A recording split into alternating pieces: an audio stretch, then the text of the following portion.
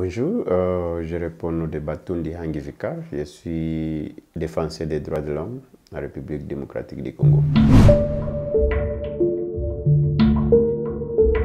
Par rapport à ce qui a changé, actuellement quand nous faisons des analyses sur la situation des droits de l'homme au pays, premièrement, vous savez qu'il y a d'abord l'espace civique qui a été libéré.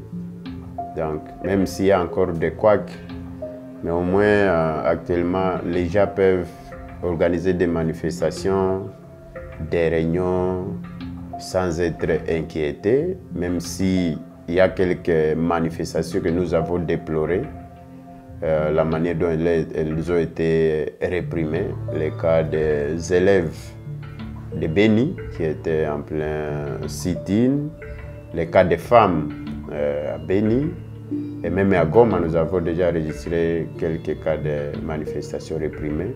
Mais ce n'est plus automatique comme avant, parce qu'avec le régime passé, en tout cas, la répression était devenue un mode de gouvernance dans ce pays. Il y a la liberté d'expression, la liberté d'opinion, la liberté de la presse, qui est un peu garantie par rapport au passé.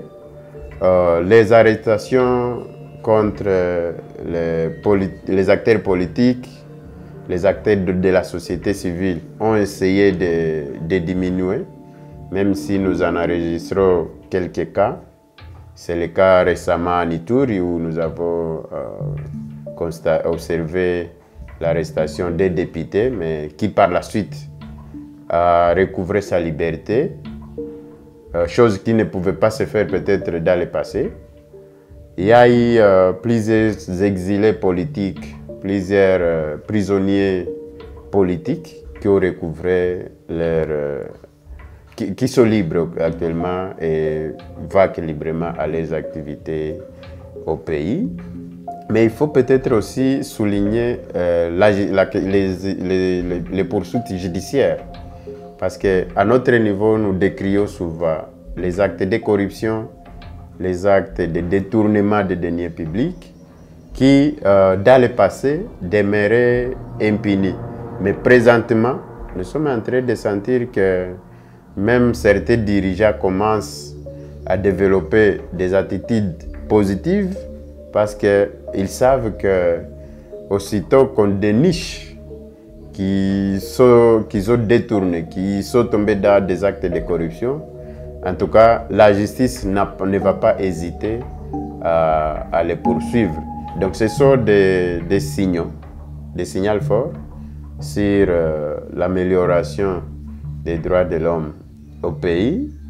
Mais il y a encore beaucoup de défis à relever. C'est le cas des massacres, le cas des conditions de détention.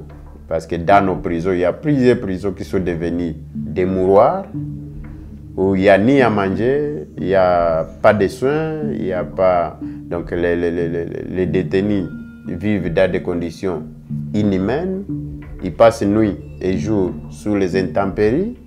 Et donc il y a des secteurs qui posent encore problème en matière de droits de l'homme, et il y a d'autres où au moins il y a quelques indicateurs de changement.